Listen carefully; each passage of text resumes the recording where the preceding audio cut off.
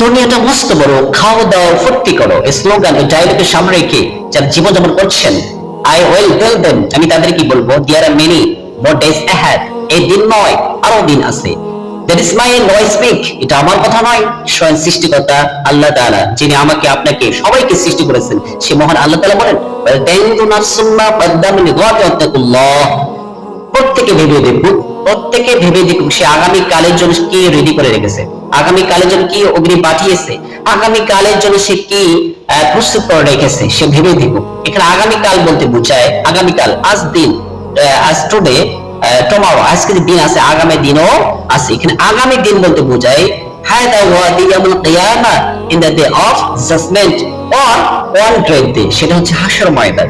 এই হাসর ময়দান অবশ্যই আসবে, maybe come on great day, এটা অবশ্যই আসবে, there is no doubt on great day, এর ভিতরে কোনো সন্দেহ নেই। যারা সন্দেহ করবে তারা মুসলমান থাকতে পারবে না, তারা হয়ে যাবে কাফের।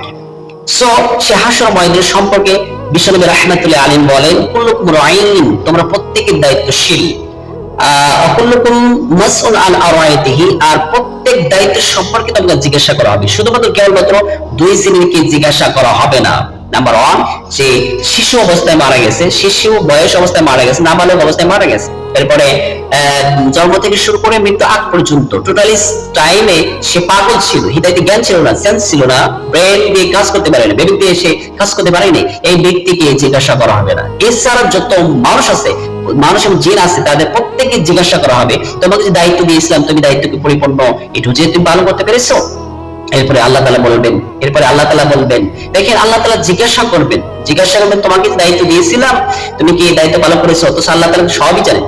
ইন্নাল্লাহা খাবীরুম বিমা তা'মালুন, আপনি জন্ম থেকে শুরু করে মৃত্যু আগ পর্যন্ত যা কিছু করেছেন টোটালি আল্লাহ তাআলা নিউজ খবর আপনাকে জানেন। তারপর আল্লাহ তাআলা বলছেন, ইকরা কিতাবাকা কাফা বিনাফসিকা আল-ইয়াওমা আলাইকা হাসিবা, আজ তোমার কিতাব তুমি পড়ো, তোমার বৃত্তান্ত, তোমার লাইফের যে টোটাল লাইফ তুমি জীবন যাপন করেছো দুনিয়াতে, এই দুনিয়াতে তুমি কি কি কাজ করেছো, আজ তোমার কিতাব তুমি পড়ো, এই কিতাব পড়ার কারণে তোমার হিসাবে তুমি যথেষ্ট হয়ে যাবে। আল্লাহ তাআলা এখানে কিছু বলবেন না, শুধুমাত্র বলবেন তোমার কিতাব তুমি পড়ো, এই যে তোমার লিস্ট দিলাম, তুমি সারা জীবনে 50 বছর 80 বছর 90 বছর কি কি কাজ করেছো, তুমি কি ভালো ভালো কাজ বেশি করেছো নাকি মন্দ কাজ বেশি করেছো, দেখো তোমার কিতাব দেখো।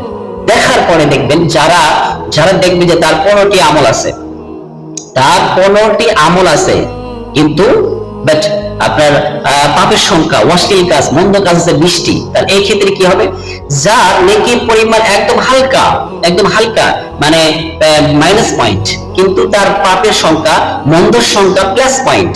ফর এক্সাম্পল, উদাহরণ, আপনি পাপ কাজ করেছেন 15টি, আপনি পাপ কাজ করেছেন 15টি, কিন্তু নেক আমল করেছেন কয়টি?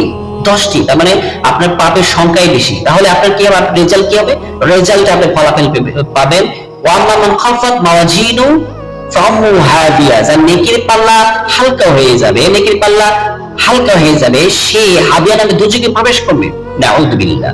আর যে ব্যক্তি, যে মানুষের আমলনামায় বেশি হয়ে থাকবে, প্লাস পয়েন্ট হয়ে থাকবে, ফর এক্সাম্পল উদাহরণ, আপনার আমলনামায় আছে 20টি, বাট আপনার পাপ হচ্ছে 15টি, তার মানে আপনি 5 পয়েন্ট মানে 5 পয়েন্ট আপনি এগিয়ে আছেন। এক্ষেত্রে কি হবে, ফামান সাকুলাত মাওয়াজিনু ফাহুয়া ফি আইশাতি রাদিয়া, আল্লাহ তাআলা সিদ্ধান্ত করেছেন যার নেকির পাল্লা ভারী হয়ে যাবে, তার যার নেক আমল পাল্লা ভালো দিকে, গুণাগুণ বৈশিষ্ট্য দিকে, ভালো কাজের দিকে যখন তার নেকের পাল্লা ভারী হয়ে যাবে, সেই প্রশান্তময় রাদিয়া, সেই প্রশান্তময় জান্নাতে প্রবেশ করবে। সুবহানাল্লাহ। সম্মানিত হাজিরিন, সম্মানিত ভিউজ, সম্মানিত পাবলিক প্লেস পিপল, জনসাধারণকে বলবো, এই নসিহত, এই কমেন্ট, এই উপদেশ অনুযায়ী আমরা যেন চলতে পারি, কোরআন এন্ড হাদিসের আলোকে আমরা জীবন যাপন করতে পারি। In the day of judgement, শিখিয়ে হাসরের দিনে আমরা যেন সেই প্রশান্তময় জান্নাতের মেহমান হতে পারি। সেই তৌফিক, সেই কাজ করা তৌফিক দান করুন। আমি